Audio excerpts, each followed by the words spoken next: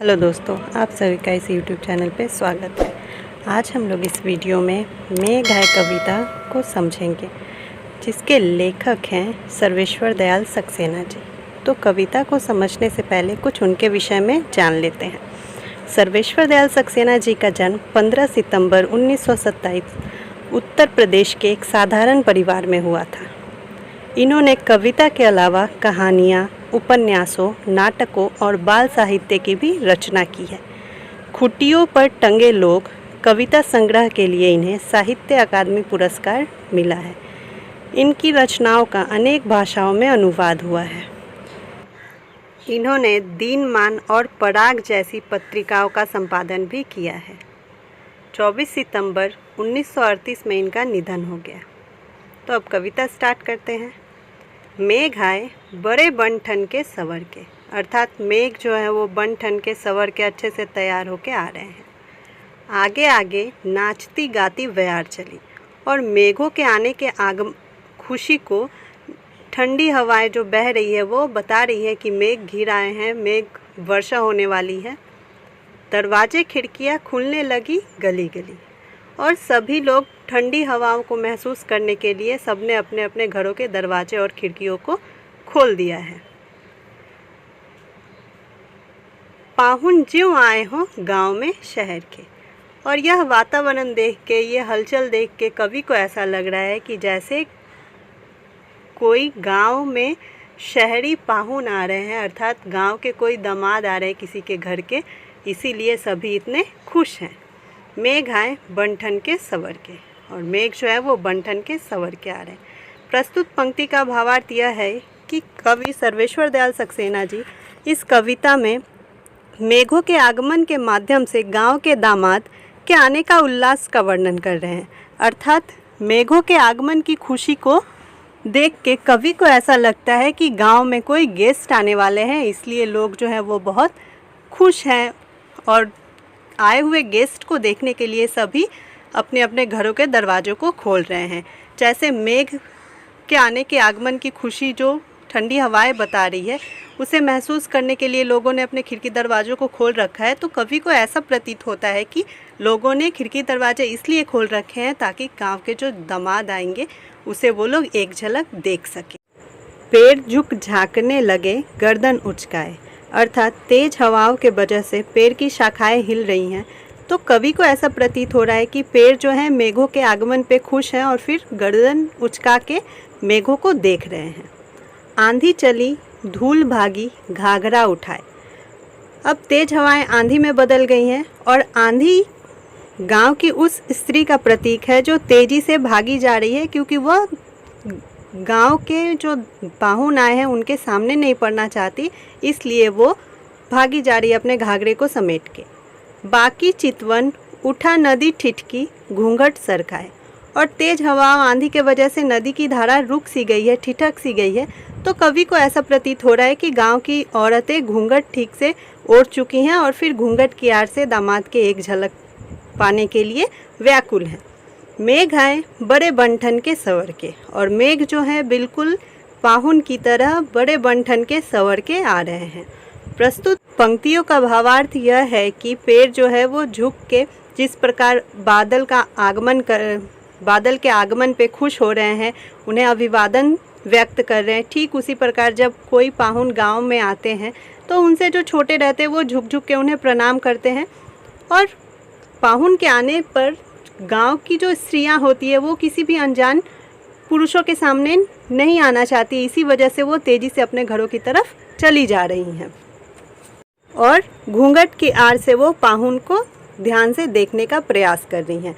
अर्थात इन पंक्तियों के माध्यम से कवि बताना चाह रहे हैं कि जिस प्रकार मेघों के आगमन पे प्रकृति खुश हो रही है, वैसे ही जब गांव में कोई पाहुन आते हैं तो सभी खुश होते हैं, एक उल्लास सा वातावरण रहता है। और स्त्रियां जो हैं वो घूंघट प्रथा प्रचलित है गाँव में, इसी वजह से वो घूंघट के आड़ से देखती हैं। बूढ़े पीपल ने आगे बढ़कर जुहार की।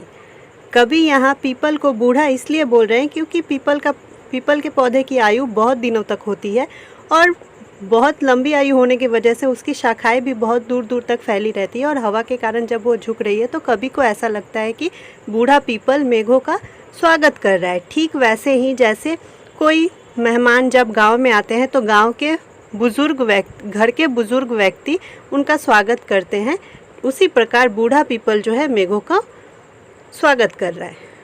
बरस बाद सुधि लीन्ही, बोली अकुलाई, लता ओट हो किवार की। अब यहाँ पे लता जो है वो नायिका के रूप में दर्शाई गई है। लता वो पौधा है जो खुद से खड़ी नहीं हो सकती, उसे किसी न किसी के सहारे की ज़रूरत होती है, इसलिए उसे खपच्चियों के सहारे, कभी किसी दूसरे पेड़ पौधे के सहारे उसे खड़ा किया जाता है।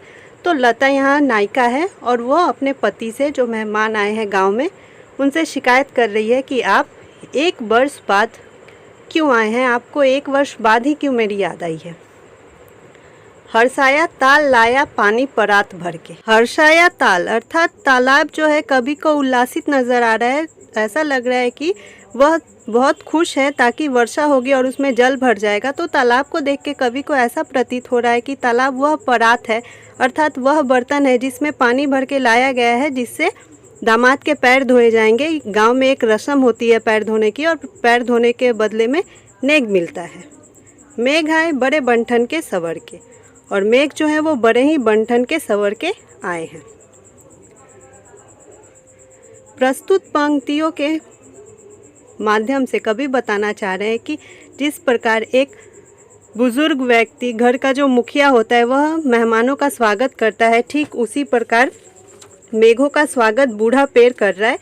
और लता जो है, जो नायिका है, वो अपने पति के 1 वर्ष बाद आने पे शिकायत कर रही है, नाराज़गी व्यक्त कर रही है। और तालाब बहुत खुश नज़र आ रहा है क्योंकि उसमें जल भर जाएगा, और तालाब उस बर्तन का प्रतीक है जिससे दामाद के पैर धोए जाएंगे और नेग लिया जाएगा। क्षितिज अट्टारी गहराई दामिनी दम की। क्षितिज वह स्थान है जहाँ पे सूर्य, आसमान और धरती का मिलन होता है, अर्थात भाव यह है कि आसमान जो है वो और भी गहरा गया है, अर्थात और भी काले बादल घिर आए हैं और दामिनी दमक रही है, बिजली चमक रहे हैं। क्षमा करो गांठ खुल गई अब भरम की। और जो मेहमान आए हैं, जो दामाद आए हैं घर में, तो वो अपनी पत्नी से क्षमा मांग रहे हैं अपने भूल की वजह से। 1 वर्ष जो उन्हें समय नहीं मिला उनके पास आने का, इसलिए वो क्षमा मांग रहे हैं।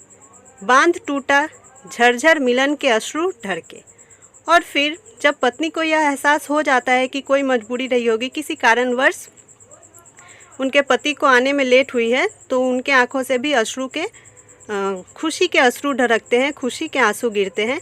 और ठीक उसी प्रकार प्रकृति में वर्षा स्टार्ट हो गई है, वर्षा शुरू हो चुकी है और झरझर बारिश की बूंदें गिर रही हैं। मेघ आए बड़े बंठन के सवर के, और मेघ जो है वो बहुत ही बंठन के सवर के आए हैं। प्रस्तुत पंक्तियों के माध्यम से कवि एक तरफ तो प्रकृति के दृश्य को दर्शा रहे हैं कि किस प्रकार बिजली चमक रही है, वर्षा होने वाली है, आकाश जो है और भी गहरा चुका है, अर्थात और भी काले मेघ घिर आए हैं और फिर बारिश शुरू हो चुकी है। और दूसरे तरफ एक पति पत्नी के मिलन के दृश्य को भी दर्शाया जा रहा है, किस प्रकार नायक जो है, जो मेहमान है, जो दामाद हैं, वो क्षमा याचना कर रहे हैं, अपने परेशानियों को साझा करते हैं। फिर लता को भी एहसास हो जाता है कि कुछ मजबूरियां रही होंगी और फिर उन दोनों का मिलन हो जाता है, दोनों की गलतफहमियां दूर हो जाती है। तो प्रस्तुत कविताओं में मेघों के आगमन को एक मेहमान के आगमन के साथ जोड़कर देखा जा रहा है, किस प्रकार मेघों के आने पे लोग खुश हो जाते हैं। ठीक उसी प्रकार जब गांव में दूर से, शहर से कोई मेहमान आते हैं तो लोगों में उल्लास का वातावरण रहता है, सभी खुश नज़र आते हैं। तो प्रस्तुत कविता में बस मेघों को मेहमान से जोड़ के देखा जा रहा है, क्योंकि भारत एक कृषि प्रधान देश है और यहाँ पे भी अधिक लोग की जीविका खेती बाड़ी है, सब किसान हैं, इसीलिए किसान बारिश के आने पे, मेघ के आने पे बहुत खुश हो जाते हैं। वैसे ही जब किसी व्यक्ति के घर में मेहमान आने वाले रहते हैं तो कोई भी व्यक्ति खुश हो जाता है। आशा करती हूँ कि यह कविता आप लोगों को समझ में आ गई होगी। Thanks for watching. अगर ये कविता अच्छी लगी होगी, समझ में आई होगी तो सब्सक्राइब करना ना भूलें।